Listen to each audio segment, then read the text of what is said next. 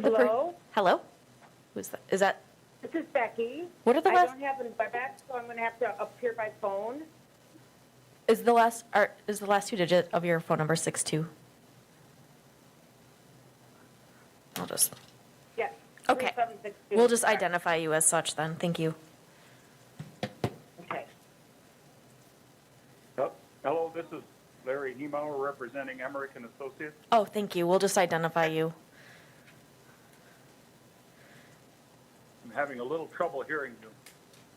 Okay, well, hopefully it gets better. Okay, well, that's better. I'll just Okay, change good. my positioning here. Is it coming through somebody's?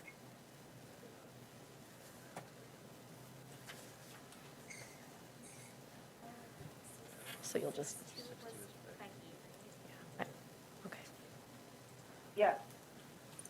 We'll get started here in one moment. I'm just gonna let Melissa rename some.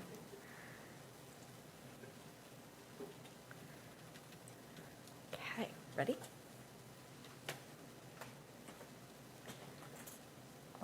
Alrighty, thank you very much for joining us. It is Wednesday, February 17th, 2021. It's 5 p.m. and you are at the Wausau Plan Commission meeting. I will note, it looks like we have every member of our Plan Commission except for Ross. She might be joining us later. We do have some folks on WebEx, so all votes will be roll call.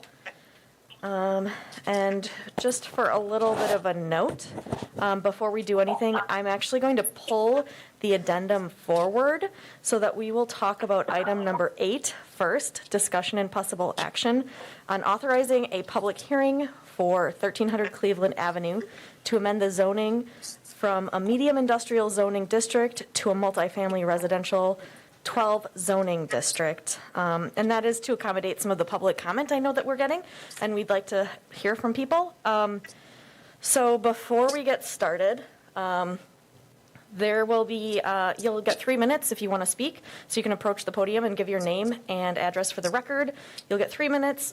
Your comments must be directed at me. There won't be any crosstalk between committee members at this time. And as always, maintain decorum, don't engage in attacks. I think we all get the idea. But before maybe we have a live motion or anything, we'll have a presentation from staff, then we'll do public comment, and then we'll hopefully get a motion here. So I will hand it off first to you, Brad. Thank you, Mayor. I guess just to introduce the topic, this is the action item is to authorize a public hearing to change the zoning for 1300 Cleveland. This is a step that we usually do before we set the public hearing. When the city initiates it, we generally give the Plan Commission the opportunity to weigh in on whether we should even have the public hearing or not. So this would be a recommendation to hold a public hearing for the rezoning at a future meeting. So that's not happening tonight. There won't be a formal recommendation on the actual zoning of the property. Again, it's just to set in motion the public hearing process, which is a rather lengthy process. It involves notifications and timelines that are established by state statutes in terms of classification notices for rezoning. So that's what the agenda item is for. There was some information in the packet that had gone out.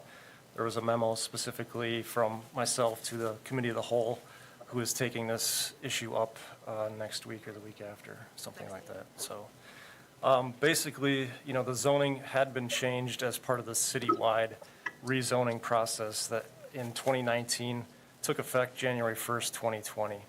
So that zoning was established as MI, Medium Industrial District. There's been, requests by the alderperson of the area to consider changing the zoning to something that was congruent with a rezoning that had happened during the rezoning, the citywide rezoning process. So it's a little confusing, but, during the citywide process, which took 1.5 years, we continued to take individual rezoning requests. We didn't put a moratorium or anything like that on rezoning, so we entertained individual requests. 1300 Cleveland was one of those requests that came forward during that time. So ultimately what had been adopted was the draft map that hadn't reflected that rezoning that had been requested and approved in 2018. So again, it was officially rezoned as part of the rezoning of the whole city, and it's medium industrial now. So the question is what to do going forward, to hold a public hearing, to rezone it to, match what the individual rezoning was in 2018. A little confusing, but I'm not sure if other people have questions on that from the, from the information that was in the packet. Okay, so we are considering holding a public hearing. It was rezoned 3 times in the last couple of years. This would be rezoning it again, so that is, okay. So, Well, I guess, as part of this, it should be noted that the city owns the property. So, when we consider rezonings, oftentimes the zoning of a city-owned property is, taken with a project that we've identified a proposal for, we've accepted a proposal, or we're working with a specific developer on a project, and we can, take the zoning into consideration when we're debating, the merits of a project. And sometimes that zoning is established after it's gone through, say, ED committee or the council, because we want to match, I guess, the zoning with the project that has already been vetted through the council. In some cases, we use PUD, which is a flexible zoning district, and it's specific to that particular project.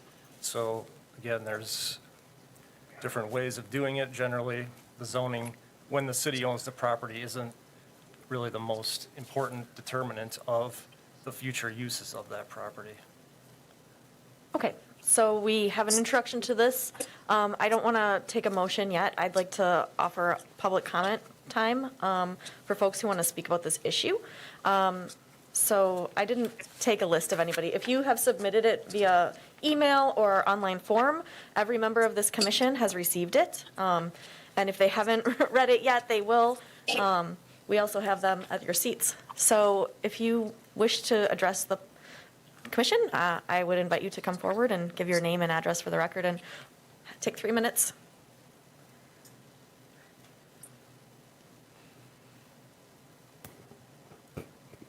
Hi, Mary Tao, 506 Sherman Street, Wausau, Wisconsin, 54401. Good evening, Planning Commission, council members, and mayor. Thank you for giving us this opportunity to do public comment. I want to speak specifically on the 1300 Cleveland property. In 2018, I was part of the Common Council that voted unanimously to make that zoning change.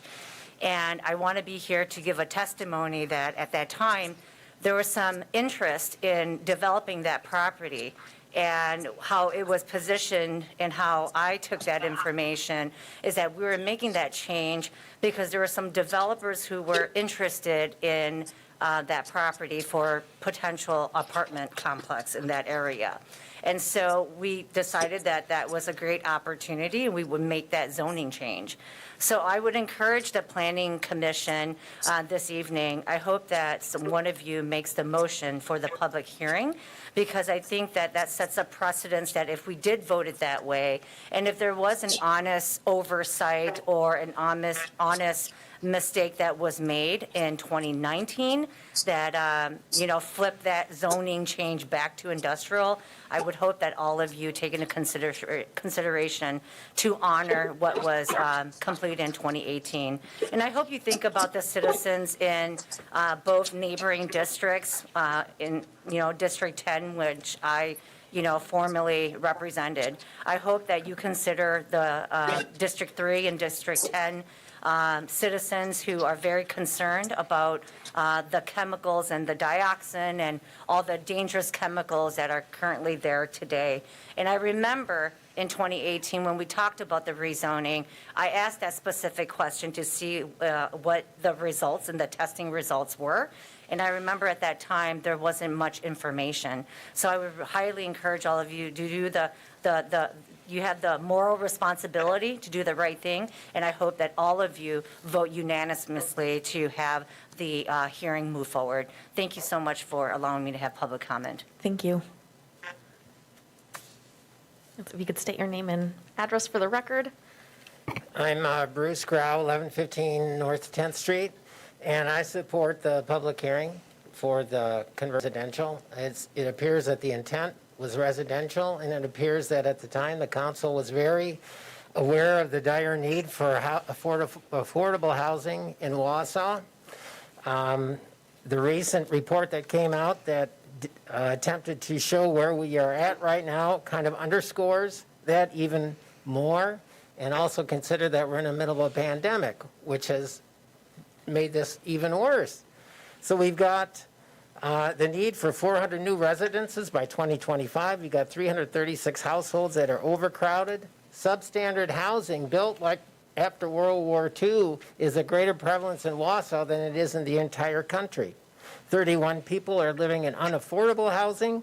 42% renters spend more than 30% of their income in housing. And 68% of existing owner-occupied units are unaffordable to low-income Wausonians. So the industry has shown what it will do to a site.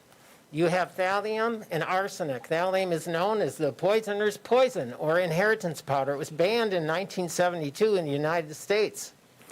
Bringing industry back is not going to improve that or stop the contamination of soil that heads downhill. If you were to follow that contamination downhill, it would take you directly to a family vegetable garden. So I think it's time to reconsider the intent of this proposal and understand that now, even back more than in 2019, we need affordable housing. We need to make the soil safe for people to live and thrive. Thank you. Thank you.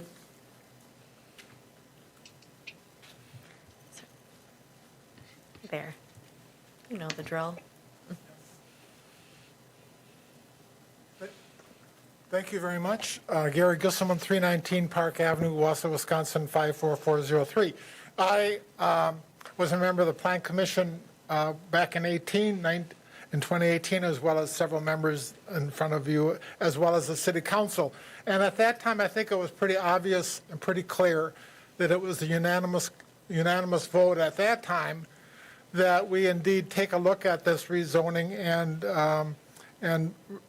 and in the fall, October, November, the City Council as well as the Plan Commission voted to zone this residential. And I think that as part of the rezones, I understand the larger zoning done, but I think now at this time the Plan Commission as well as the City Council, I think, can look back, take a look what the debate was at that time, the discussions going on, like I said before, pretty much all unanimous. I think we were one mind at that time that this property does indeed belong in a residential zoning. So I'm in support of the public hearing as we go forth, and we will be watching and I'm sure testifying as to the need for this piece of property as residential. So thank you very much. Thank you.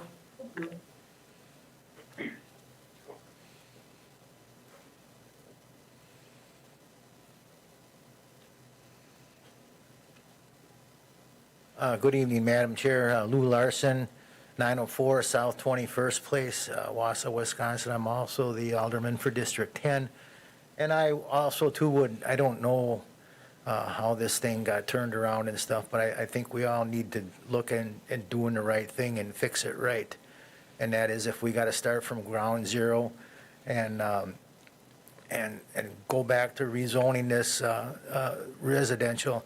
I know the residents along, I believe it's First Avenue there, where they don't want no more industry in their neighborhood. They're looking forward to getting this land fixed right, get it cleaned up right, and they certainly don't want any more industry in their neighborhood. And therefore, I am going to be in support of holding a public hearing for this. Thank you. Have a great evening. Thank you.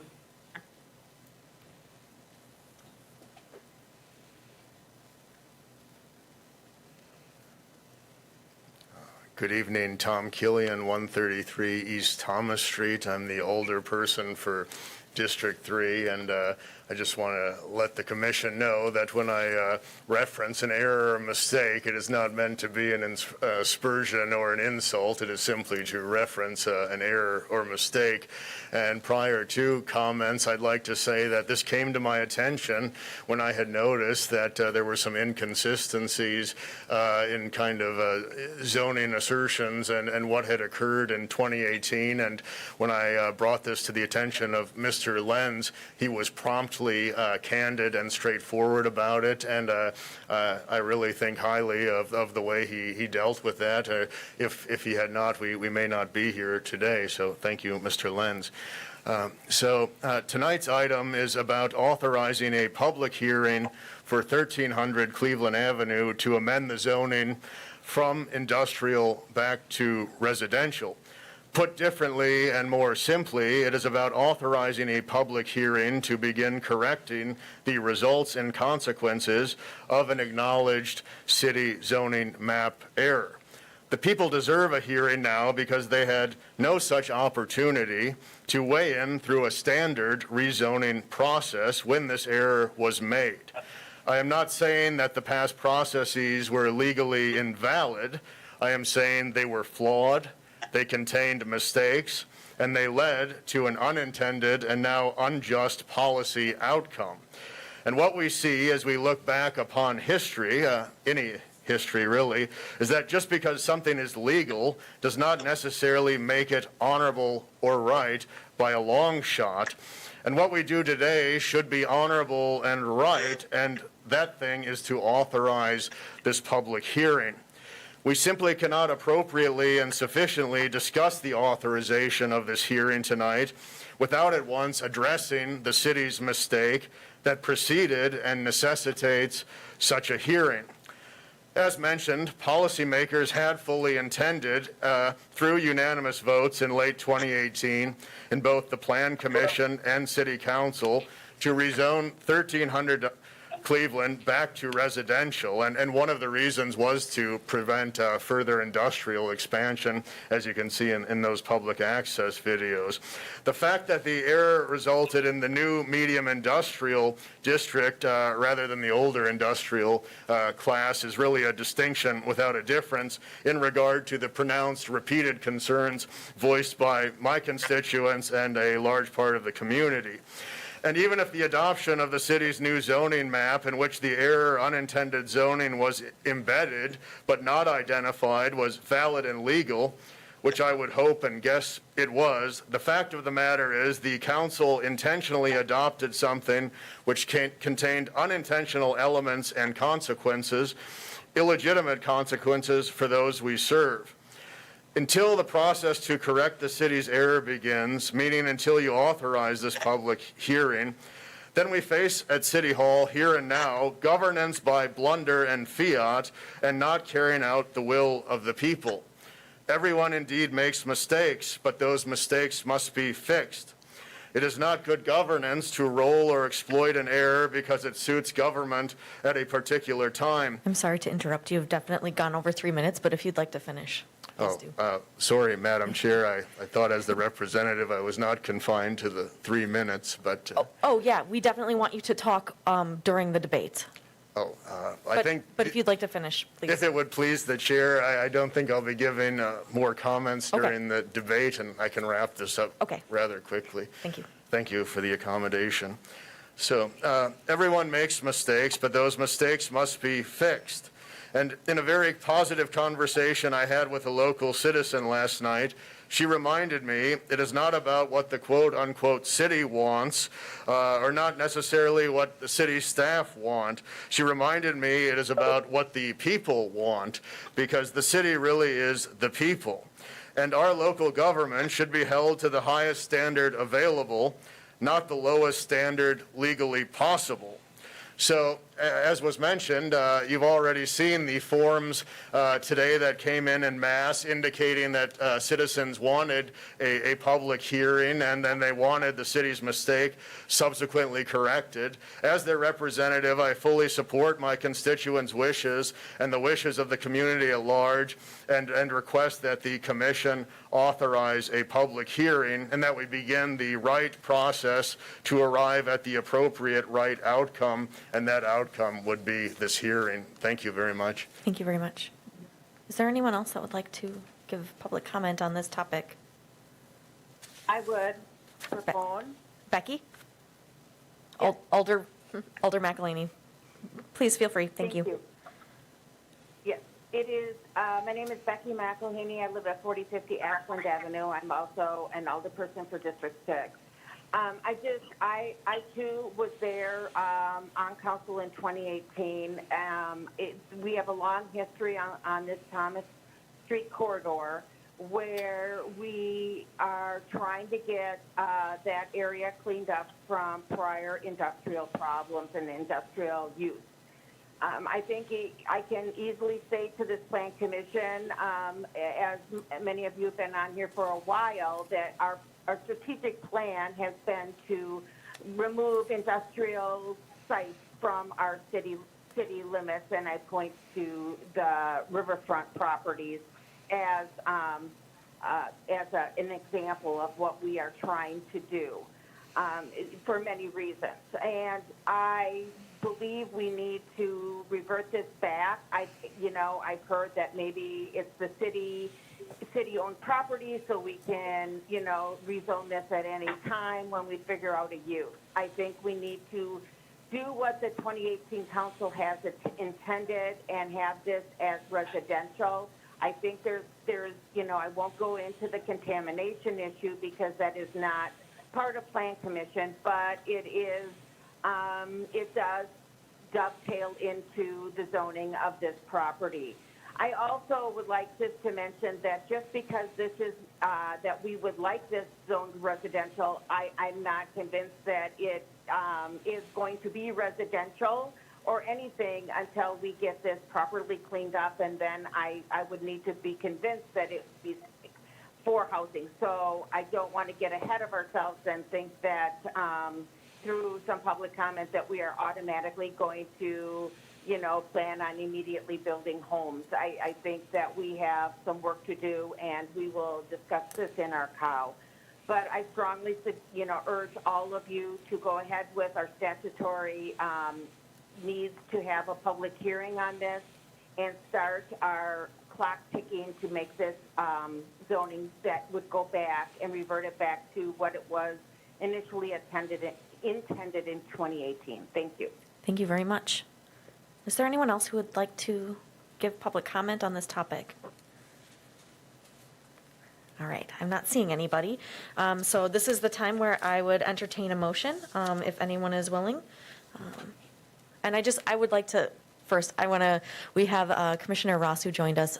We moved item number 8 up to the front, so that's what we're talking about right now. Okay. I would entertain a motion. Yes, motion by Peckham. Would you, to authorize I'm guessing to authorize a public hearing? That would be the motion, but I guess I have a question when we get it on the floor for discussion. I have a question on the necessity of even doing that, but Okay. Let's get it. Sure. I have a motion by for Peckham. discussion. Who was the second? Bergman. Bruggeman, thank you very much. All right, now it's time for discussion. Alder Peckham. So, if I understand right, maybe Mr. Lenz, did somebody in this process, it seems like all of the zoning was like it was on a train, and the people were working on the train, and while the train was being revised,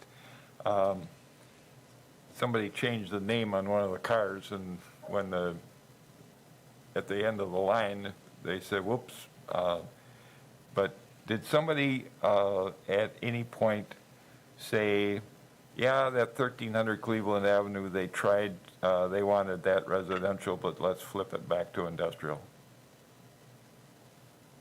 No. Okay, so it seems to be clear that the intention of the council in 2018 was to zone it industrial, so why don't we just say, hey, there was a mistake? I mean, why do we need to go through all the bureaucratic hoop jumping steps here? Right. Well, I guess because it wasn't just an administrative, like, mapping error. The zoning, the draft map that we used for our public meetings, that we had online, that we had in the lobby for months, that draft map was never updated with that specific zoning change for 1300 Cleveland. So that draft map was adopted, and our So attorney's that's office, what we approved, so we So have to fix it it. was officially approved. It wasn't just, oh, it meant, it was supposed to be this, what a mapping error or an administrative error made it that. It was actually approved as this new medium industrial. Okay, We do have the attorney on the line if you want to ask specific questions of her, or if she'd like to add anything. Ms. Jacobson, could you weigh in on whether or not we could just say, whoops, then a mistake was made, or was this approved in its incorrect state, and do we now have to go through the process of fixing it?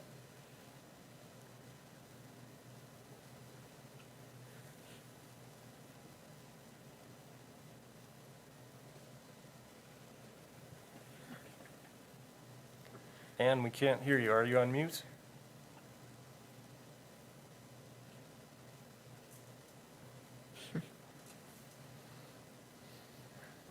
Okay. I'm not hearing from Oh. Ann, but Ann, if you want to jump in at any point, please do. Mr. Lindman. Yeah, so like when this was zoned back in 2018, it was considered for rezonings because of a projected use and proposals. Like right now, we do have two proposals, the city does have two proposals from two adjacent businesses at this point that haven't been considered. I would like to see, before we go through an entire process of rezoning a property with no proposals for it, to actually see a proposal on what the land use would actually be, because that's really what I think most people want to know, is what the land use is, not a specific zone of an MRL 12 or single-family residential or what it is. I mean, I would like the council to weigh in on those proposals that we have right now. If the council doesn't like those land uses, then maybe we should go out for RFP again as a city and see what other things are viable. I mean, rather than going through this process, which I think that once we do actually get a proposal, we'll be back to rezoning for something else at some point anyway. So right now, we don't have a use for the property. This seems like a exercise that we're doing. And I guess I would like to see a use of the property and a determination from the city council before we go through this process, so. I believe that Ann has joined us again. Okay. Oh, there she is. Oh, we can't hear you. We'll unmute. Okay. We can't hear you. Okay. So we cannot hear you if you're speaking to us. Technology is fun. Do you want to ask her a thumbs up or thumbs down question, Pat? Oh, yeah. So Ann, Pat, Alder Peckham is going to ask you a thumbs up or thumbs down. Oh, just kidding. All right, so we'll come back to that. Do any other commissioners have comments they'd like to share?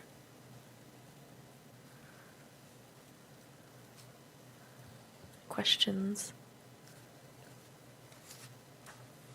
Bill, I see you. I don't know if you would like to speak. No, Brad summarized it well.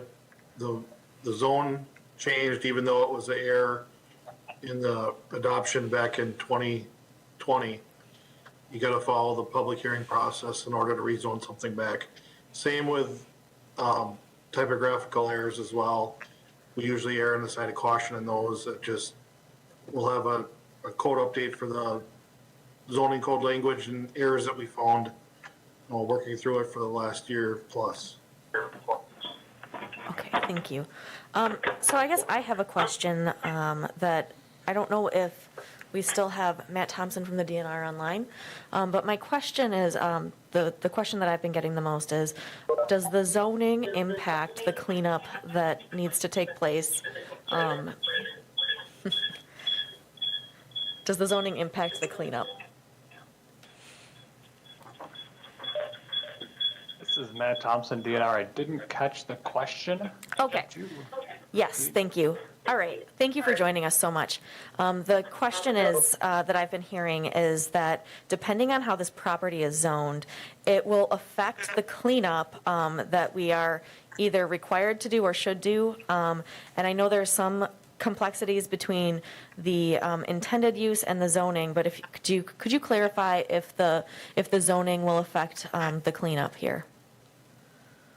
Yes, the short answer, yes. Zoning will affect the options that the DNR has for approving a cleanup that is proposed by the city.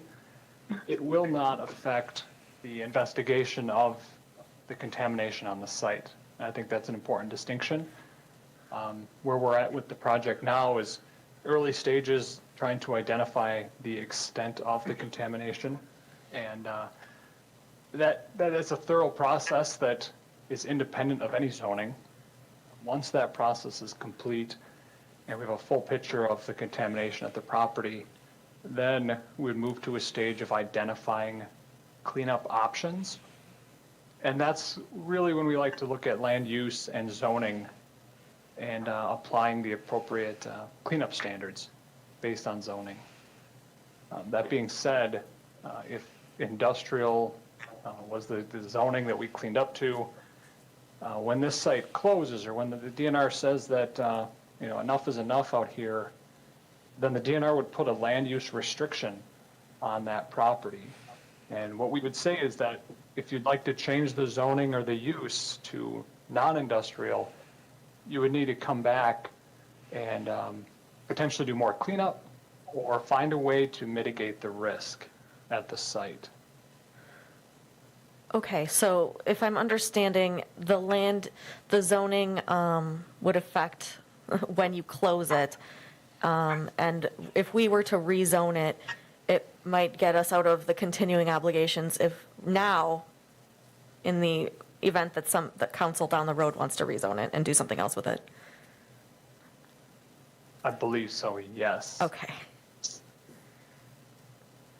Alder Killian has a question. Thank you, Madam Chair, Yeah. and thank you, Mr. Thompson, for being available to speak with us today. Just to kind of distill it down into what I think may be a kind of simple terms and concepts. In the immediate future, let's just say the next year or two, once the scope and extent of the contamination has all been identified and so forth, does the Department of Natural Resources have the authority to require the city to clean up to the more rigorous non-industrial standards if it is an industrial site in both zoning and land use? Does the DNR have that authority? The DNR has the authority to basically ask the city to justify cleaning up to the industrial standard. I guess Buried within our administrative code is a clause that states cleanup to industrial standards can be used if the site is zone industrial and there's not a risk posed to surrounding properties. And so the onus in that matter is on the responsible party to demonstrate that there is not a risk if the industrial zoning is used. Thank you, that makes sense. So if the community wanted the more rigorous non-industrial standards required of the city of Wausau, and the city remained with the current erroneous kind of industrial zoning and land use, could the department, does the department have the authority to require non-industrial standard cleanup in that situation? I think it depends on when we say city, who we're speaking about. So when I think of the city, I'm thinking in terms of the responsible party, the property owner. They certainly have the opportunity to clean up to a more stringent standard. If we think about it through the community as a whole, the neighborhood, the citizens, they certainly are afforded the ability to provide input. And that's something that the department would take into consideration on making the determination of what standards should be used for this cleanup. Unfortunately, it's too early in the process to say that the department has the absolute authority to require non-industrial. I think as the investigation of the contaminants unfolds, we'll get a better understanding of how protective this site needs to be. Thank you. Thank you. Are there any other questions from the body here, or does everyone feel ready to vote on the topic? Alder Peckham. Would it be correct that we could vote today to hold this hearing, and the testimony, the comments would be taken and recorded, and it would go to council, and then council would have the option of acting on it or kind of just taking it under advisement to guide future decisions, right? Question on process. I'm not sure I understand your question. I mean, if this body, Plan Commission can authorize a public hearing, so that action wouldn't go to council per se. Council could also authorize a public hearing, but it's not necessary if this body agrees to that. So If we hold a public hearing, that doesn't bind us to make Yeah, that's- a decision. That's correct. You can hold a public hearing. You can, at that point, you can choose to do whatever you'd like. You can choose to, well, it's just a recommendation to council. Ultimately, it's the council's final say. So the public hearing would be held here. You guys would give a recommendation on yes or no to the council for their final approval. Very good. Is that good? Are there any other questions? Okay, I think we are ready to vote. We'll do roll call since we have folks on WebEx. I'll start with Brueggemann. Yes. And just a reminder, you're voting on to authorize or not a public hearing. Bolkin. I think we had you muted, Mr. Bolkin. Yes. Thank you. Lindman. No. Neal. Aye. Peckham. Yes? Ross. Aye. Rosenberg, aye. All right, we will schedule a public hearing and make notice to the community.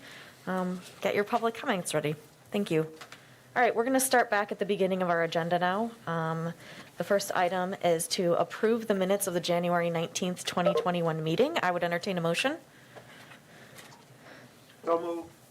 Motion by Neal, second by Peckham. Is there any discussion? All right, Brueggemann, Aye. Bolkin, Yes.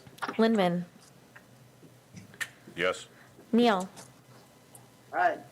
Ross, Aye. Peckham, Aye. and Rosenberg, aye. Thank you. Moving on to item number 2, we have a public hearing. This public hearing is discussion and possible action on approving a conditional use at 3701, 3805, 3815, and 3901 Stewart Avenue to allow for a large-scale medical facility in a suburban mixed-use zoning district. This is from Ellis Construction and REI Engineering. Did we want to talk a little bit about this before we open the hearing up? Oh, all right. We are just going to open this public hearing up. So if you'd like to talk about this rezone, I would welcome you to the podium and give us your name and address for the record, and feel free to have it. Hi there. Thank you. Your Honor, good evening. My name is Andrew Helverson, Executive Vice President of Ellis Construction, Stevens Point, Wisconsin. I stand here as the construction manager and design build contractor for the project, representing REI's Mr. Tom Redenz and Mike Moore for any of the civil-related questions. as part of the project. And we also have Ms. Carmel Galster, who is here, the administrator of the Wausau Surgery Center. So should you have any questions or anything that you would wish us to address, Your Honor, please direct those questions to myself, and I'd be happy to answer them as best we can. Thank you. Thank you very much. I think I technically get to ask this question 3 times. If anybody would like to address the Plan Commission with comments on this public hearing, please feel free. All right, I'll ask for the last time if anybody would like to address the Plan Commission on rezoning. Okay, I'm going to declare this public hearing closed. Thank you very much. When does this come back up for us to vote on? Well, yeah, this is a conditional use permit for consideration, and the process is for us to hold the public hearing first, and then for us to take any public testimony, and then come back with the proposal for final action at the next Plan Commission meeting. So we generally just do that on the regular meeting schedule of the 3rd Tuesday in March, the next meeting. So I guess just a little background, this is on the agenda because in our code, buildings over 50,000 square feet are considered large developments, and this one would be over that. And, everything else seems to basically check out with the zoning district. It's just that the fact that it's just larger than that 50,000 square foot threshold. So the uses would be permitted, setbacks are being met, et cetera. So that's why it's here and why it's on the agenda. So Okay, that's about it. thank you very much. We will move on to the next public hearing, which I am opening now. Discussion and possible action on rezoning 201 Davao Street from a light industrial zoning district to an urban mixed-use zoning district. So that public hearing is now open. If anybody would like to come forward and discuss this project. If you could state your name and address for the record.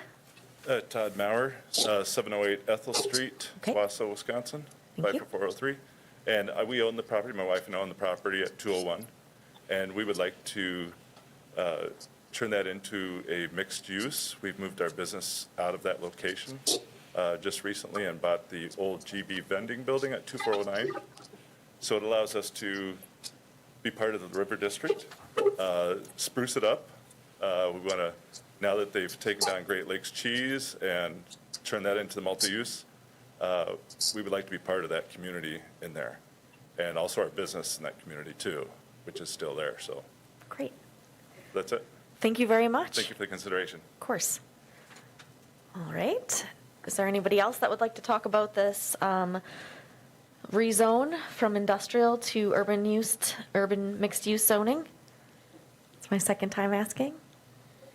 All right, I'll ask for a third time if anybody would like to make any comments during this public hearing on the discussion and possible action of 201 Davao Street. Okay, this public hearing is now closed. Sure. Just to kind of reiterate what's in the staff report, this is a relatively small parcel, and it is adjacent to the zoning district that they're requesting urban mixed use. That is the former Great Lakes Cheese property that, will be formerly industrial, will be not industrial, commercial, residential, most likely. So that zoning district, does fit in with the overall area that has been kind of a mix and trending towards more commercial, lighter commercial, and even residential uses. So we think it's kind of, fits in with that broader trend. Okay, so we will see this again on St. Patrick's Day? Well, this one would go to council it's a zoning change. We're Okay. changing the underlying zoning district, so this would go to. So we do county need council. action on this, so I would Yes. entertain a motion from a member of the commission to accept this, a motion by Lindman. Do I have a second? Second. Second by, I didn't catch who that was, I'm thinking it was Neil? Ross. Ross, thank you. Thank you, Commissioner Ross. Okay, we have a motion. Is there any further discussion on this topic? Yes, Alder Peckham. I didn't see in the material, or maybe I just read past it, but would this be a conversion to a single-family residence, multifamily, new building? I'm not sure what Okay, I will- what we would end up with here. I think we have someone here who can answer that Hey, question. Patrick. Yes, it would, if we are going to turn it into residential, single family, we would actually live in the business, the business, the building that we had our business in. So we'd be Okay. converting it over to residential for the Okay. most part. I had a whiff that that's what was happening, but I wasn't sure. Yeah. Thank So, you. yeah. Okay, thank you. Are there any further questions or comments? All right, I think we are ready to vote then. I will do roll call. I will start with Commissioner Ross. Aye. Peckham, Aye. Neal, Aye. Lindeman, Aye. Bolkin. We muted you. Sorry. Aye, okay. Brookman. Aye. And Rosenberg, aye. Thank you very much. You'll see this at council. All right, we have another public hearing. This time, I will open the public hearing for discussion and possible action on rezoning 2101 and 2105 Grand Avenue from an urban mixed-use zoning district to a planned unit development zoning district and approving the general development plan to allow for two 16-unit apartment buildings. This is from Emmerich and Associates. The public hearing is open. If anybody would like to comment, I think we have Larry on the line. If you could state your name and address for the record, and feel free to tell us what you think. Yes, good evening. Oh, we accidentally just muted you. Oh, boy. I don't know if we can unmute a phone. Ooh. All right. Do you know what they have to? He's on a phone. All right, Larry, unfortunately, we have accidentally muted you, and we don't know how to unmute you since you're on a phone. If you wouldn't mind, we'll keep the public hearing open, and maybe you could hang up and call back. Can you hear me now? We can hear you now. This is great. Okay, name and address for the record, and then we would love to hear from you. Well, my name is Larry Hiemauer. I'm representing Emmerich and Associates. I'm the project manager and general contractor for this project on the corner of Grand Avenue and Ross. And I'm here to answer any questions that anyone might have pertaining to this project. Okay, thank you very much. The public hearing is open. If there's anybody here who would like to make any comments, welcome to approach the podium. Yeah, this is Nick Bancic from Marathon Technical Services. We are the engineers for the project. Yes, thank you. Please address us. Want to describe the project a little bit. So there's currently two parcels right now, and we'd like to combine those into one so that we can rearrange where the buildings sit on there. And the purpose of the PUD is just to have one parcel with two buildings, because currently the code requires each parcel to have its own building.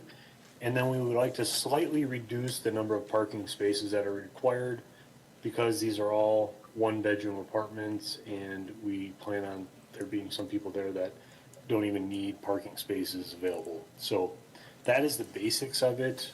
We've tried to leave it a simple layout, simple in and out on Ross. We're not going on to Grand Avenue. Meet all the landscaping, green space requirements, all of the building architectural requirements that the city has. So I'm also here available if anyone has questions. Thank you very much.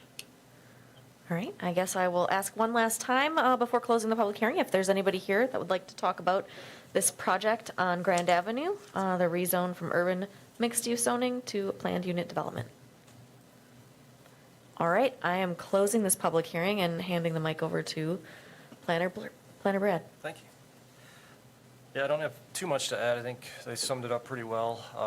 The underlying zone, or the existing zoning district, UMU, would allow this project in terms of the number of units and density and so forth. Again, as Nick said, it's just the fact that they want to combine the lots and put two buildings on the lot and share some services like driveways and refuse collection and green space and so forth. So it's not a big change from what's regulated under the existing zoning, but just gives us a little more flexibility to, we think, make it a better project overall. Okay, so I guess now is the time to entertain a motion. I have a motion. Neil would move to approve. Okay, Neil, you were. Second. Oh, boy. We have a lot of people that want to talk about this. So motion by Neil, second by Brugman. Are there any comments or questions? Alder Peckham. Yeah, I'm wondering if either of Larry or the other gentleman whose name slipped me, do you have a ballpark number? And I know this isn't relevant or essential to our deliberations, but just for information, do you know what kind of rent you're going to be charging at these apartments? Best We are estimate? going to try to hold it in the $600 per unit range. With the COVID situation and prices are quite high right now, we're going to do everything we can to keep it to be a reasonable income rental. We're targeting $600 to $625 per month. Okay, then I had a second question.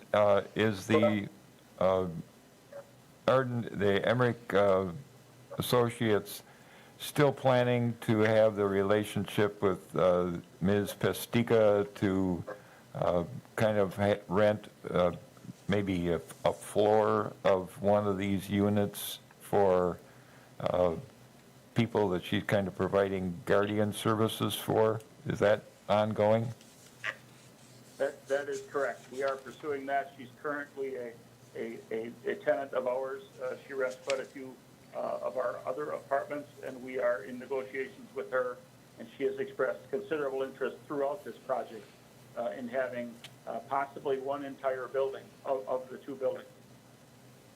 Okay, and then off of that, it's from the text in our packet, it seemed like that you had some sense that even the people who were not involved with that program, people who lived there independently, would be likely to have fewer vehicles than normal, and that was one of the reasons why you were comfortable with was it 1.3 parking spaces per unit or something like that?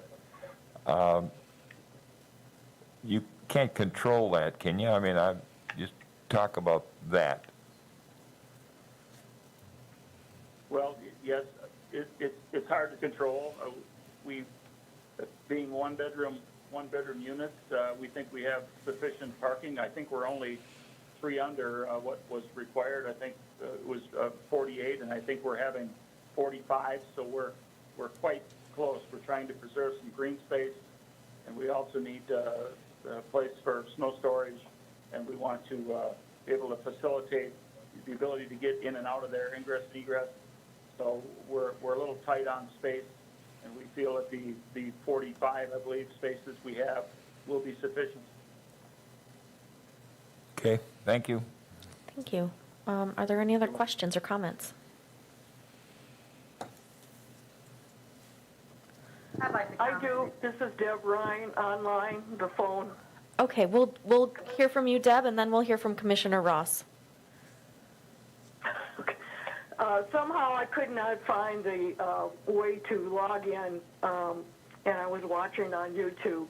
I'm also on the Housing Authority where this proposal was discussed, and this is on the property that was the former Ponderosa and the restaurant next door, and this will be considered, I believe, affordable Section 8 housing for at least 5 years, and so I am for the proposal, and I look forward to seeing the project when it's completed.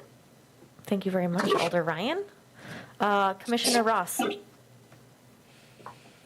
Just to support some of that same line of thinking, affordable housing is very important, especially for a developing city, and I agree with supporting anything that can make that happen. Thank you very much. Any further questions or comments? Looks like we are ready to vote, so I will start with Brugman.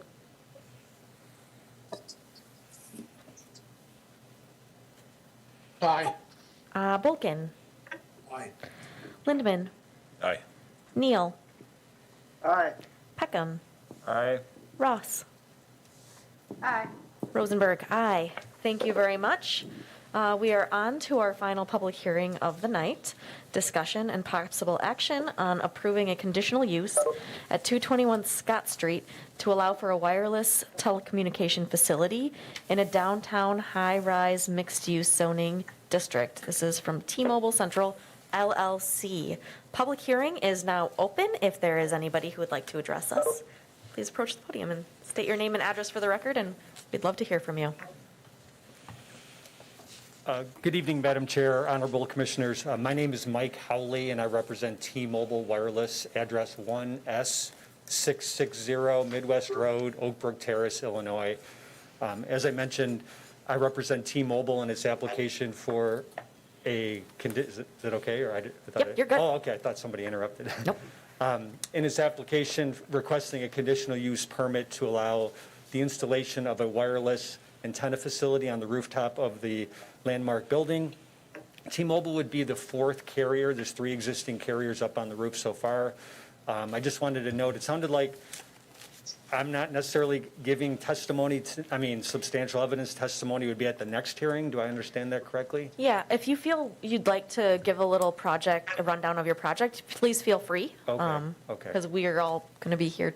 Okay, excellent. Yep. Excellent. I'll keep it brief because I know Yeah. it's already been a long evening. But T-Mobile, as I mentioned, will be the fourth carrier on this rooftop.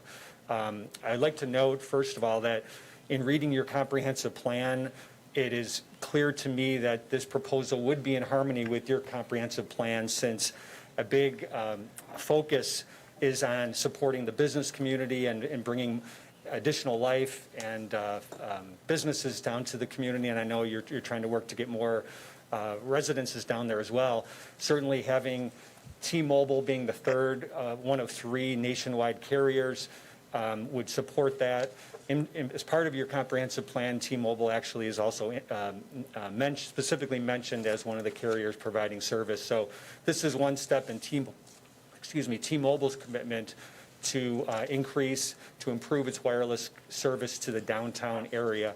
I would like to note, I know in the staff report it was mentioned that this building could be on the consideration for National Historic Register. T-Mobile's design, actually, we went to the State Historic Preservation Office first to find out, to solicit feedback. So the proposal as designed is in compliance with the recommendations of the State Historic Preservation Office. They asked us to paint everything to match up on the roof and to set the antenna, any equipment back off of the roof's edge to minimize the visibility from the ground level and the surrounding area.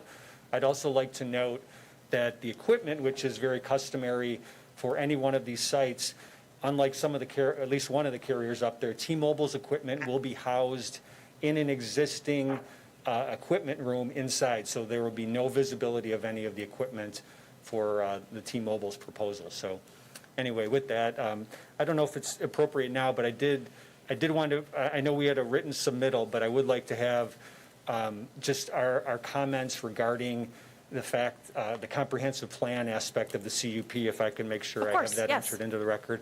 Would it be all right to just email that now, this week, or would you like a paper copy?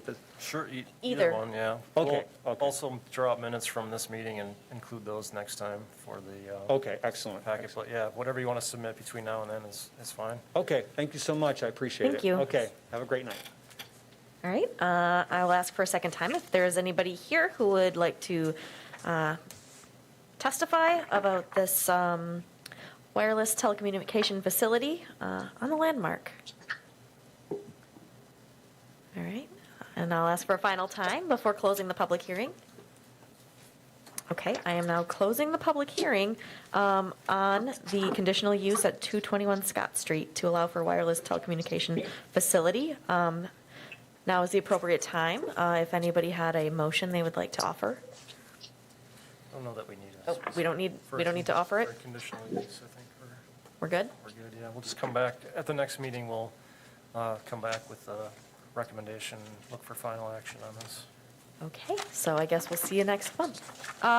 Yes, Alder Peckham. Yeah, I just had a clarification. The text here says that there are going to be antennae, but the gentleman just said that all the equipment's going to be in a cabinet. So are you talking all of the electronic equipment? There's going to be new hardware up there, right?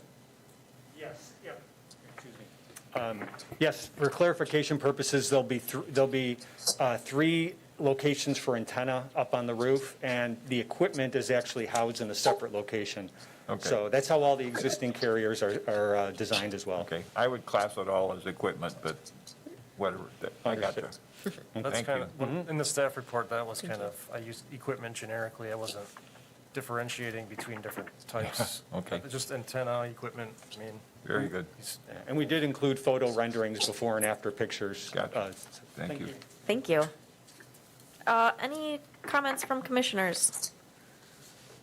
Okay, we will move on to the next item. Discussion and possible action on amending the general development plan at 200 South 17th Avenue and 200 South 18th Avenue to allow for the expansion of indoor storage.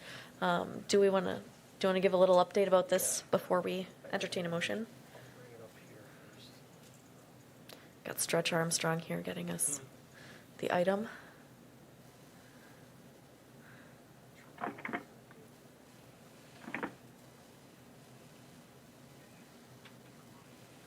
Okay, thanks. Thanks for your patience, Bill and Tom and others. So we had weighed in on this previously. Plan Commission had adopted a general development plan for this site, and that covers the entire site. And as part of that, that indoor storage use was proposed as it's showing on the screen for a portion of the existing Shopco building. And then there was other uses within that building and also around the site. And so the general plan was approved with that. They came back with precise plans for just that storage business. Those are in the packet. But I guess before the specific plans, that storage use had increased a bit from the previous general development plan. So that's on the agenda to consider the expansion of that indoor storage use. I guess this is the previous plan that shows it. The new plan would show it taking up, roughly half of that front facade, the east side, and potentially covering another entrance into the building, which would, limit the possible future other uses that would go in the building. So, again, the amendment would be the expansion of that use within the Shopco building. That's basically the only change on that. I don't know if we want to address some of that now, or if we want to get into the specific plans. I don't know, Bill, what's your preference on that?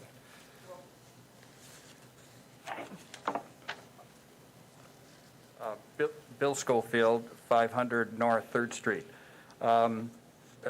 Brad is absolutely correct. We did grow the storage business, but I do want to share with the commissioners that the indoor space, we're faced with a remodel. So we're faced with columns and making economic sense of the storage business. And we're also faced with learning more that the retail world has still upside down as far as its growth and where it's going to be going and options. So we had a couple of items, and I'll wander a little bit first on the expansion of the storage business. There are no internal walls. The separations, so the growth that Brad did rightly catch, is progressing into what we call the north existing Shopco door area. If you look at the plan, it could be split. That entry is a double door setup, and we could break it and then still keep the two Shopco entrance facades and the new storage business facades, which was still is our intent should we get the retail.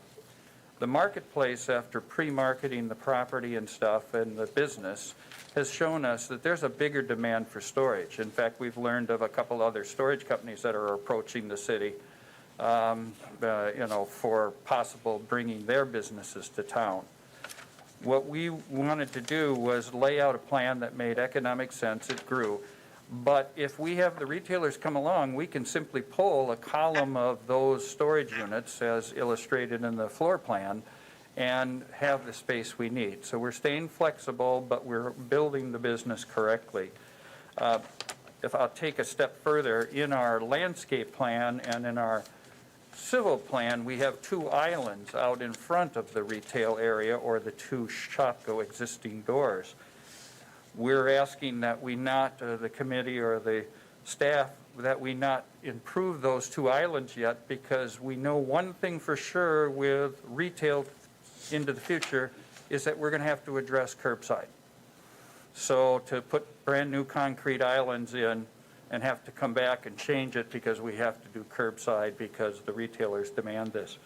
So we continue, and Brad's right, normally I'd be here. If it was a new building out in the parking lot, we could go black and white. It's a remodel. It's dealing with the retail industry. It's dealing with a high demand, what we feel is very high demand storage business. So we're asking for some flexibility on this particular item, that we grew the business. And I can safely say right now, there is pressure to take the entire building into storage. We don't want to do that. We're looking at a 15-month schedule to continue to try to retail, to continue to have that retail. I'll use the example of the Trader Joe's banner that went up on that building. We know it's a high exposure corner. We're out telling everybody we know in the national network that this space is ready, and if you're ready to come to Wausau, we'll work with you. That's why, again, no internal walls are being built. We're doing it with the storage units. We can create the separations. We can meet state. In fact, it was reviewed last week, and those comments should be out shortly for the building permit. But again, flexibility with the existing building is just what we kind of need. I'll speak to the next item once you're ready. Sure. Okay, so I guess I think we have to entertain a motion on amending the general development plan.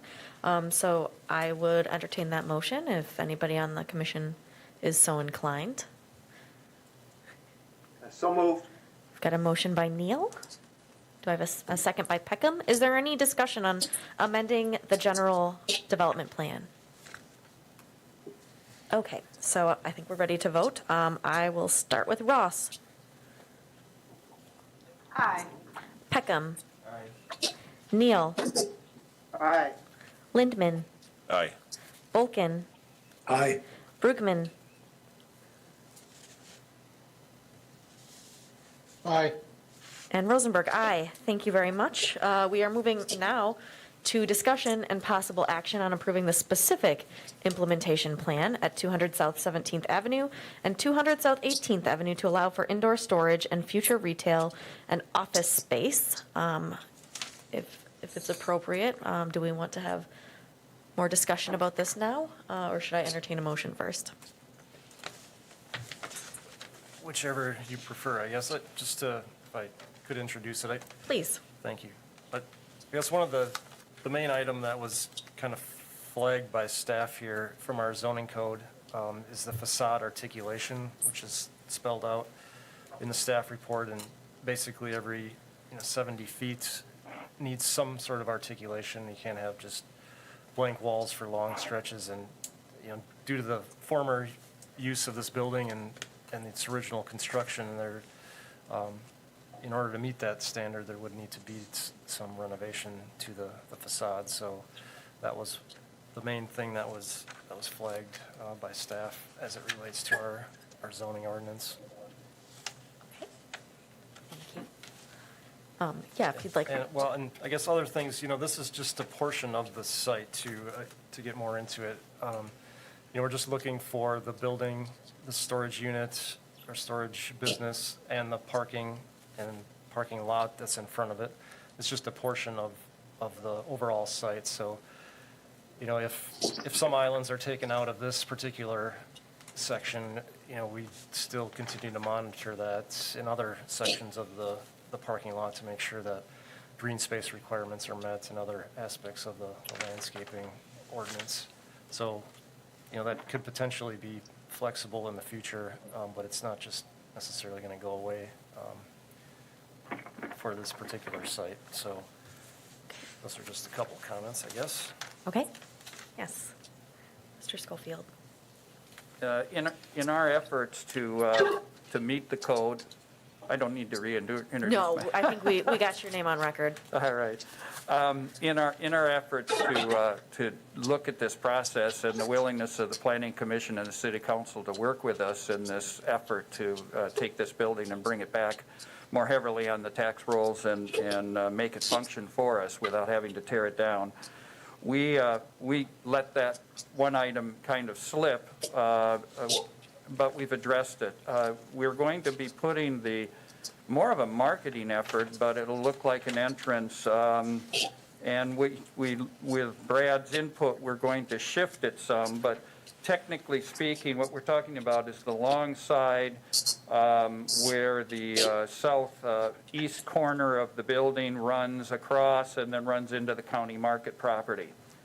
By shifting what are shadow box, they're artificial, they're not real garage doors behind it. By shifting that, we got it to the 70-foot recommendation. We recentered the door and so on. We just asked for a little flexibility there. So we believe we can bring it within the code regulations. If not, we're within a foot or two to do that on the south face. On the north face, our intent is to eventually build what was illustrated in the GDP, and it is in the plans that are being approved not to build those in this first step. We don't know. We have to do a front facade and I'll use Best Buy because it's the best example, where they have their big yellow price tag and so on. We always intended to have that as SIP number 2 for this building. And SIP, come back here when we had a specific use, give the committee the chance to help us along in the design that they'd like to see once we had that specific. So we are talking about the front staying the same over the 2 retail spots, but we are painting the entire building. We can also take that dirty cream color that's there, and it's layered and offset. We can change colors and so on to give that real texture and feel. We want this building to look attractive, not look like an empty shell, get a business in it, and yet still respect the zoning and come back here when we have something specific to say we're ready to do that. So we're asking for a little bit of lenience. Staff, we tried to address this, what Brad brought up specifically. The north side of the building, which isn't really a street-facing building, we've also added a canopy. It showed up on one plan and not on another. Apologize, Brad's had a little issue of trying to deal with us as with this dynamic putting a remodel together. Whether it's a house and a surprise after surprise, well, it's the same thing with a 80,000 square foot building. We're finding some surprises. So we appreciate staff working with us. But we've added an awning, how exact size and so on, we'll get that detail to you. We've also asked for some, in the SIP, for a little bit of lenience on the signage. We have a proposal for the entire site when we put in the water detention pond that we know we need to do. Right now, the entire site is covered. That's why we have our civil engineer here. We're not going to be changing the stormwater picture there very much. We're going to eventually be capturing that water rather than it just going into the system. So we've had a good relationship on just taking this step by step. Storage business, unfortunately, it's the lead. I'd love to have retail, and come to say A, B, and C is coming to town right now. But we're getting positive reactions from this storage building, opening up opportunities in the parking lot for the smaller retailers, the people who will be shopping again, the food services and stuff. So again, we hope to get approval tonight to keep moving forward with the storage business as we've presented it. Okay, thank you. I think right now, maybe before we start discussing, I would entertain a motion to accept the specific implementation plan. I would move to approve. A motion by Peckham. Do I have a second? Second. Second by Neal. Okay, Alder Peckham. Yeah, I just, on the, one of the drawings, there are a couple of blue egg-shaped gizmos that indicate future SIP area. And I'm wondering if that is an area where you're going to come back with a specific implementation plan for what you're going to do there? or I'm not following. We actually, on what is the Shopko lot, north of the new street, we have actually 2 other buildings that could be built that were in the GDP, and those could change too. If the building continues to morph into more storage, that gives us more opportunities in the parking lots. So as an example, I received a call from Cost Cutters, I received a call from Chihople, and I received a call from Firehouse Subs. Again, they all are, 2 of them are interested in drive-ups. We want to make sure we can put drive-up buildings. But yes, SIP, how I set it up is there would be 2 SIPs on the Shopko building, okay? 2 opportunities, the retail and the storage, here with the storage. Then each of the buildings would have to go through an SIP that we'd be putting in the parking lot. And then we're within zoning and everything else with the new lot that was formed between Abbey Bank and the new street too. That's a whole different and a different process, but we'd be in for that approval also. Got a few balls in the air, huh? Yes, sir. Thank you. Any comments from the folks on WebEx about this or questions? Yes, Mr. Lindman. Yeah, I think could you explain a little bit on the south elevation again, Bill? It's just, I know you made the adjustment to kind of meet that 70 feet, but are you expecting something, possibly when the retail comes in, that the rest of that facade kind of on the east side, east of what you're proposing there would be improved? Correct. Okay, because that's a side that's really high visibility, so it's going to be pretty plain Jane right now then. But, Right, we're going to okay. try to deal with the reveal with paint on the building. It's Okay. something that we can throw away when we build a new facade on it. Again, I bring up that Trader Joe's thing. Best advertising location I've ever had. Right, yeah, okay. Would that be something then, Brad, that like if you were going to do something, if they were going to do something more with the building, that would come back through here too, because it's a PUD and it would? That's what I'm calling SIP 2 on Okay, the building. I got you, Okay. okay, For a use other than the storage use. yeah, And going back to that storage use too, I mean, what's showing now, I think, is if it's approved, that's, the maximum that could be done. I think if we look at it that way, we're talking about filling up the whole building with storage potentially, that would require another amendment to SIP come 2. back. Right. Yeah. Well, actually amend the general plan to come back because Yep. we're approving the storage use at a specific square footage. And again, if that changes, that's a change in the plan. If you shrunk that down and, looked at the 2 storefronts again and opened up that north door into the building, that would fall within that maximum and I think would be acceptable under the general plan. And we but- totally understand that we would come back, and that was our intent, and I think I spoke shortly to you about that, Brad, that our intent was always, we didn't know what the retail's going to do. If the building were to go all storage, we knew we would have to be back and say, hey, we lost the battle, but that's at 12 to 15 months before you're living it here. This recovery is being pushed into 22 now, the 23 in the building season, or 21 is looking to fade fast here. thanks, Bill. Yes, sir. And just another comment about, in the staff report, you have standards for the PUD, and, we can be flexible on certain things, and we talked a lot about being lenient here and being lenient there, but, part of that PUD approval is that, by being lenient in one area, we are getting some benefits overall of the site. So, again, we have a lot of the site to work with here, so just, I guess, a cautionary tale. We shouldn't be just being lenient all over the site without seeing some benefits come back in other areas of the site overall. He's got a stick. We need people like him to keep us on track.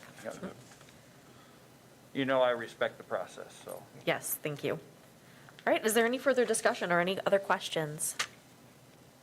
I would, this is Deb Ryan, if that's all right, Mayor. Yes, go ahead, Alder Ryan. All right, Well, I was just going to say a number of my neighbors in the 17th Avenue area have expressed concerns about other affordable housing that may not be as unaffordable as some of the other luxury apartments in the area. So, Bill, I didn't know, Schofield, if you have any other plans for building, apartments in the future in this area, or I understand about the storage. A lot of people have the storage needs, and I do think this is a good location and safe location, and then having a lot of, some other outbuildings is a good decision, but I wonder if you're looking at any other plans for housing development. Deb, with the general development plan, we had looked at the residential component. It seemed like Wausau and like Rib Mountain, we have the best site to attract some of the nationals, some of the foods and so on. Our owners who own the county market buildings and such, and were grocers here for many years, they have, decided, and that's why we moved ahead with the GDP that we did, not to get into the residential, especially with the Lackery project that had started when we first came in, additional units that are being talked about, and the overall. So we're talking about trying to put complementary services for projects that'll happen downtown, as well as projects that'll continue to happen on the west side. So not at this time, and I don't see us coming back with residential on this site. Thank you. All right, thank you, Bill. I hope you will consider other areas of the west side for more residential development in the future. Thank you. Thank you. Any further discussion or questions? All right, I'm not seeing any. I think we're ready to vote. Brugman. Aye. Thank you. Volkin. Aye. Lindman. Aye. Neal. Aye. Peckham. Aye. Ross. Aye. Rosenberg, aye. That passes unanimously. Thank you very much. All right, we are now on the last couple of items, next meeting date and future agenda items. I don't have the next meeting date, but I think it's the 17th. Sounds good. So we'll have Shamrock Shakes here. 16th. 16th, okay, we can still have Shamrock Shakes. I think we'll have the public hearing, I guess. for Yep, the- we'll have the public hearing for 1300 Cleveland Avenue. Okay, I would entertain the last motion to adjourn. Motion. Got a motion by Brugman, I believe, and a second by Peckham. Second. Oh, and Ross. And I also want to announce this is Commissioner Ross's last meeting. Thank you so much for your service here. We do appreciate it. Thank you. Good luck. She's leaving Thank us for you. warmer weather. Thank you, Mayor. Thank you. All right, we're adjourned. Thank you very much, everyone. Have a good night.